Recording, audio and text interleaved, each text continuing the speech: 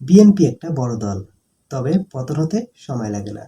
যদি কখনো বিএনপির পতন হয়, তাহলে এর জন্য দায়ী থাকবে সালাউদ্দিন আহমেদ। হ্যাঁ বন্ধুরা, বিএনপিতে মির্জা ফখরুল আলমের মতন একজন রাজনৈতিক ব্যক্তিত্ব থাকার পরেও যখন তারেক রহমান সালাউদ্দিন আহমেদের মাধ্যমে দেশকে পরিচালনা করে, যখন সালাউদ্দিন আহমেদের ইশারায় দেশ পরিচালিত হয়, তখন ধরে নিতে হবে বিএনপির অধঃপতন অবধারিত। যদিও সেটা সময়ের ব্যাপার। সালাউদ্দিন আহমেদ দলের দুঃসময়ে ভারতে আশ্রয় নিয়েছিলেন।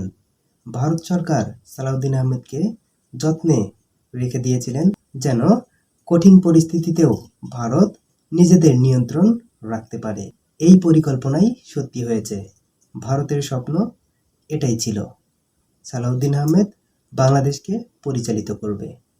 যদিও আমাদের দেশের প্রধানমন্ত্রী জনাব তারেক রহমান, তবে বাস্তবে দেশ আসলে চালাচ্ছে কে? এই প্রশ্নের উত্তর আপনাদের কাছে কি? দর্শক কমেন্টে জানিয়ে দিন।